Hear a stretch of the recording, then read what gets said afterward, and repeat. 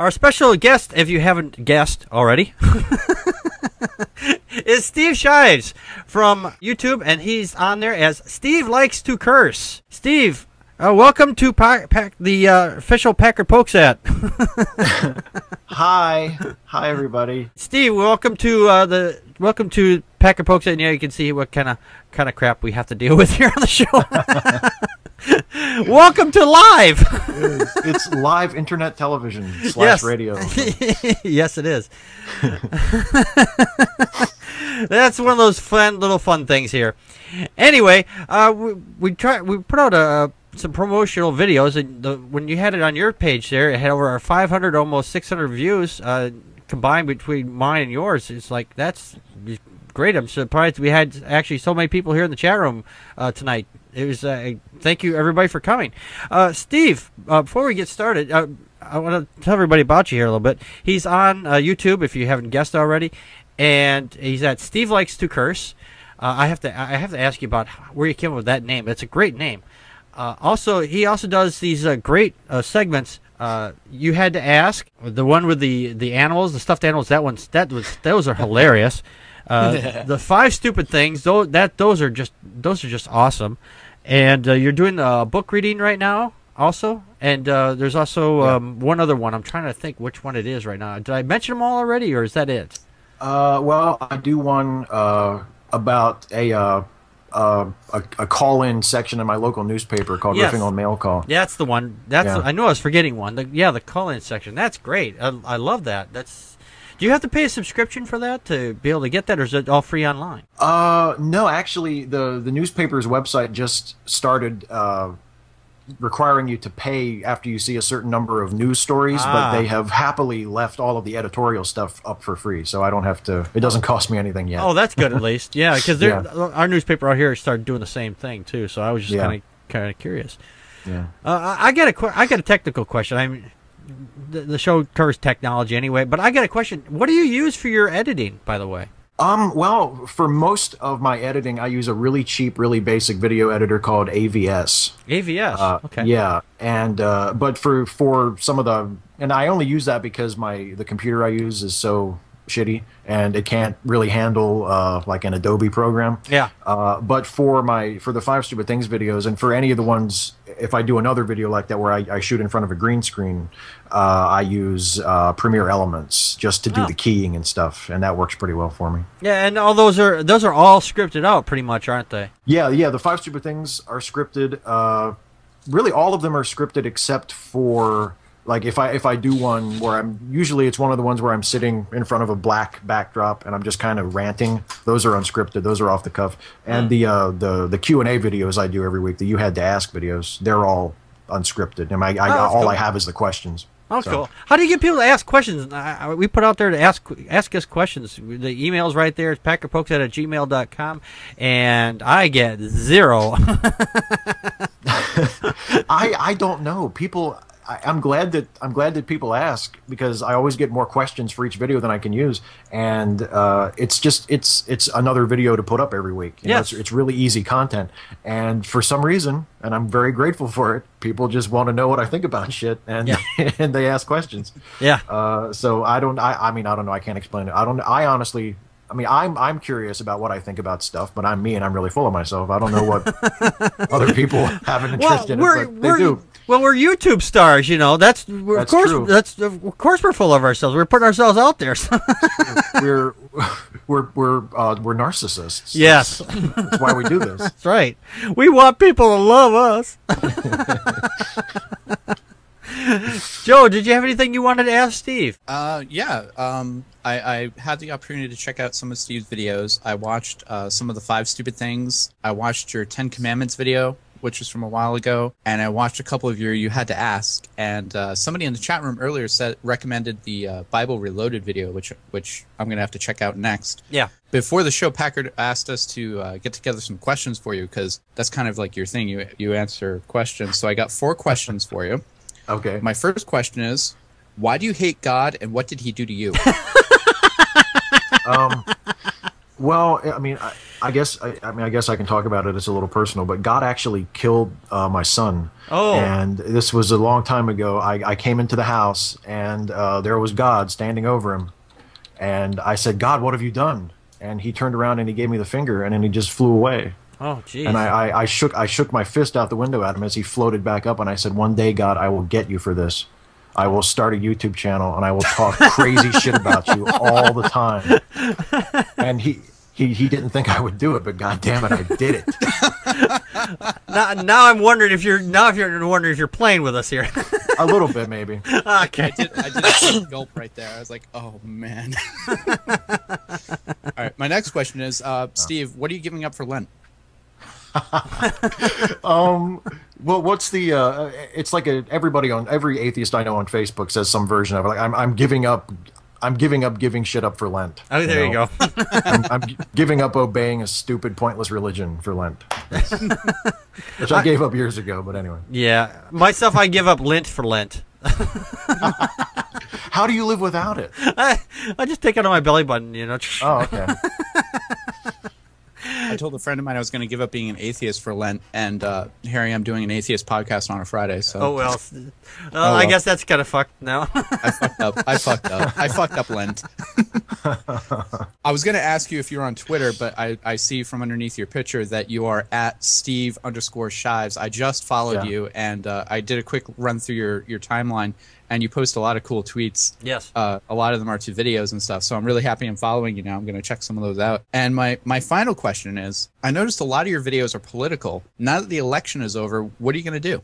Well, the good thing is my politics generally run pretty liberal, and as long as Barack Obama is president of the United States, Republicans can be counted upon to lose their shit. Yeah, no regularly. shit. So there will be plenty of material for political stuff. There's really no end in sight for that. Yeah, that's definitely for sure. They've just gone apeshit. I mean, the first time ever in Congress, they blocked a cabinet nomination. Never been done before.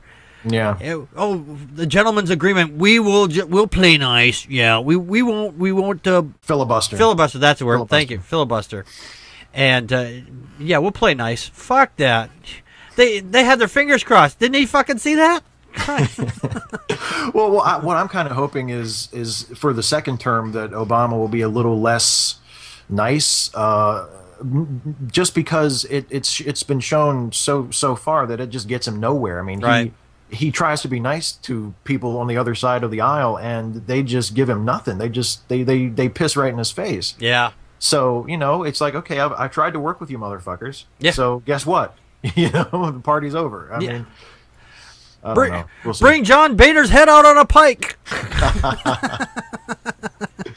Firefly Forever in the chat room said, and who did they block? The guy who would have been McCain's choice had he been elected. Yeah. Yeah. Right. That's a good question. These Republicans are just a fucking they're running the insane basically, and it's just fucking just nut jobs. Michael, did you have any questions for Steve? Yeah, I've literally put up my first video on Wednesday, and because I'm hoping to do some rants and raves and show off life and do photography tutorials and stuff. So do you have any advice for someone that's just starting out? The first piece of advice is just a purely technical piece, which is no matter what camera you're using, if you're putting yourself on camera, I have to say, because not everybody puts themselves on camera in their videos, but if you're going to put yourself on camera, make sure that you have good lighting, because even a shitty low-tech webcam can look a lot better if you're properly lit. And the other thing is just do your thing, just speak in your own voice, and trust your. I mean, it's kind of a weird term to use. I don't really talk this way very often, but trust your muse. Trust what is interesting to you, and if you do things that are interesting to you in a way that you find interesting, then eventually, if you keep plugging away at it, you will find people that will connect with you and that will see what you're talking about. It's much better to do it that way, I've found, than to try and chase things. You know. I actually have another question here. I was just thinking about it now. You had mentioned your passing of your son. Is that how you fell out of religion? No, I didn't. The whole that whole thing was bullshit. Oh, okay. There was no I knew sons. I was being I don't pawned. have any. I knew I was being pawned. I don't Damn. have any. How did you fall out of I never religion? had kids. I never had kids. Oh, okay. How did you fall out of religion, or were you ever in religion at all? I was raised nominally Christian. My family were all Christians, but we were never really church going. We went to church regularly for only about a year when I was about 7 or 8 years old, and then we stopped. And ironically, the reason we stopped going to our particular church was because we had a pastor who didn't believe in miracles, and that offended my father, which is weird considering where I ended up. Yeah. You know, we left the church because the pastor took what I would now consider to be an entirely sensible position. But you know, we were always, that was sort of just the default religion, Christianity and Jesus and the Bible, and I didn't really start coming out of it until I was about halfway through high school. Right. And it was just a natural process. I mean, I put up a You Had to Ask video earlier today on my YouTube channel where I mentioned reading Voltaire and sort of figuring out that it was an option to not believe all this stuff, you know, that because you're not taught that. They don't tell you now, okay, this is just what we believe, but you don't have to believe this if you don't want to. Yeah, I think that's very prevalent with religious people. They try to force it on you, but they don't give you that option to say, hey, by the way, when you get older, you don't have to follow this stuff, but we want to pound it into you so you do follow it. Right, exactly. And you're not taught how to think about it, and in a lot of cases, you're actually positively encouraged not to think about it and not to ask questions, or if you do have questions, to sort of to accept, oh, you know, doubt is a part of faith, and everybody has questions, but then you're not encouraged to pursue the question. Right. You're just sort of just because you have questions doesn't mean that you're losing your faith. You're sort of taught to accept it, but not to pursue it. Right.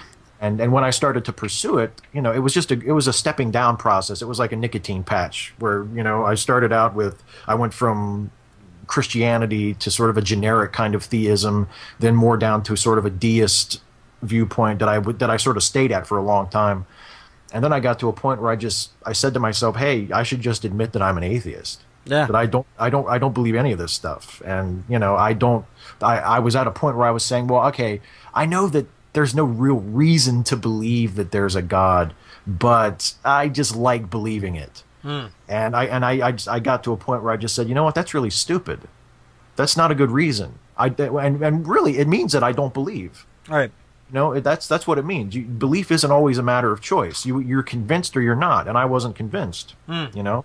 Yeah, it's what makes me wonder is how some people are just so easily convinced. They're told all these bullshit stories, and they go, "Oh yeah, that could have happened." Yeah, the talking snake. Oh yeah, absolutely. Talking donkey. Oh, it's in the Bible. It's got to be true. You know, it's also in Shrek. Yeah, it's all. Yeah, it's just so much weird stuff. I mean, and what's really sad is most people don't even fucking read the Bible. I mean, we talk about religion on this show every fucking week, and we have a meeting in the middle of the week, and we talk about it then there as well. And it's like we have a Bible study twice a week, as Joe has put it, when we talk about it. So the fact is that atheists talk about the Bible more than religious people is just not too surprising, at least not to me anyway. Did that when you found that out that you actually studied the Bible and the religion more than someone who claims to believe? Did that surprise you at all? It surprises me when I know more about the Bible than a Christian does, and it shouldn't surprise me because it's happened enough times that it's sort of become a regular thing. I mean, there are many, and I don't mean to say that like you know, atheists know more than Christians, because there are some Christians who know the Bible backwards and forwards. True. And can, you know, drop scripture on you like crazy, and you're just completely helpless. But for most people I've found who will either start a conversation with me in a comment on a video or will talk to me about religious stuff, you know, their biblical knowledge is not very deep, and neither is mine, but I know enough about the most popular, the most often cited passages to be able to carry on a conversation, Right. and to sound like I know what I'm talking about, because as an English major, you learn how to sound smart without actually being smart, and that really carries over into a religious. If you're going to have a conversation with an apologist, it really helps. Yes. To be able to fake it. When I do it over Twitter, I since it's all text, I actually have time to edit and what I'm saying before I actually say it.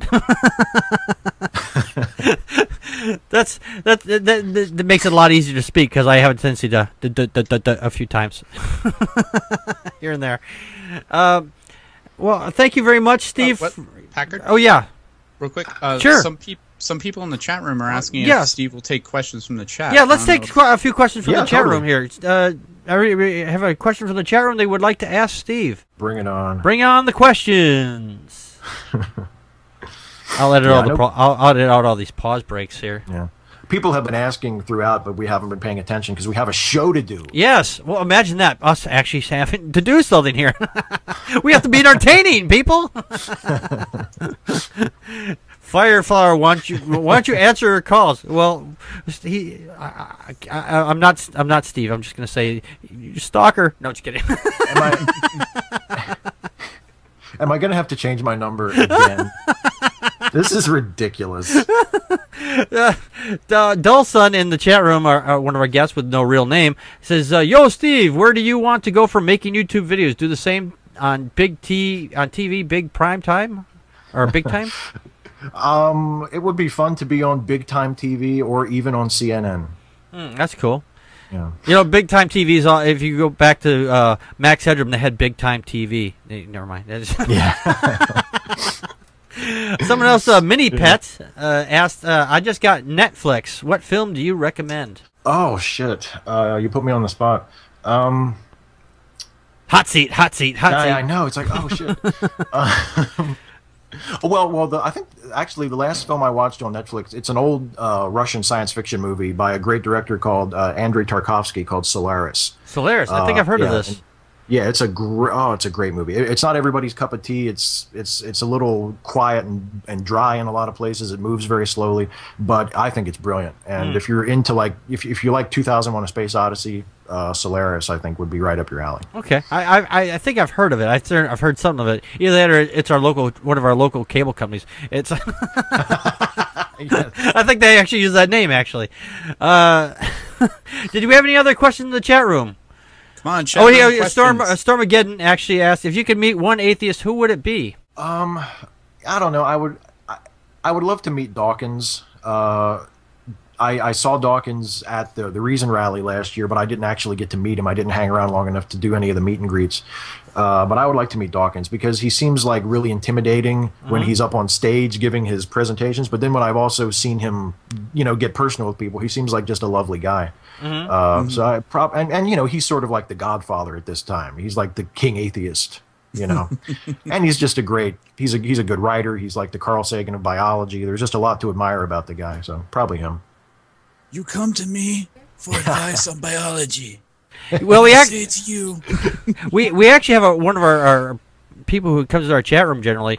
He comes in as Dawkins' dog. So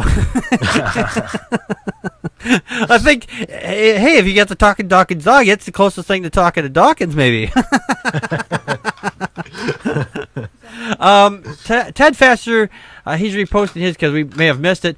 Ingmar Bergman really is a great filmmaker. Fancy Alexander wasn't super. So I guess they're wondering, trying to figure out. Oh, wait, somebody asked if you're considering writing a book. Well, okay. First of all, Ingmar Bergman is a great filmmaker. I mean, just because you don't like every film the guy made doesn't mean he's not a great filmmaker. He's not one of my absolute favorites, I have to admit, but I can't say that the guy's not a great filmmaker. Right. And I had an idea for a book. I don't know if I'll ever actually write it. Because it takes a lot of time. And I don't really have. I do 5 YouTube videos a week, and I really don't want to stop doing that anytime soon. And that's kind of a, that's kind of a grind sometimes to keep putting those out. And I don't know if I would have time to write a book, because I also, a lot of people who watch my stuff regularly know that I also work. I write with a local filmmaking company in my area here, and just a really low budget independent stuff. But we're gradually ratcheting up and doing bigger stuff, and we're just starting a project. So that's going to take up any little extra bit of time. You know, yeah. Dull Sun says it. Neon Real Entertainment is the name of the group, and every little spare bit of time is going to be taken up with that. So if there's a book coming, it will. And plus, I mean, honestly, I have 7,000 YouTube subscribers, which is awesome and more than I ever thought I would have. But that's not really a big enough base to justify writing a book. All right. You know? Yeah, if you're following Steve, come over and follow us over at Packard Pokesat too. You don't have to just follow him. You can follow us too. I'm gonna take a couple, you know. No, everybody should. Everybody should come and check you guys out more often, because I've had a great time tonight. Yes, and it's a great show. Yes, it is. Thank you very much. We're glad to have you on. We're gonna try to get one of our friends on here. Thanks for coming, Steve. Yes, it's been thank awesome you. talking to you, man. Please, no problem. Yes. It's been my pleasure. Yes, and you're welcome to come back again anytime. Tomorrow? No, I'm just kidding. We're not broadcasting. I'm just kidding. Just kidding.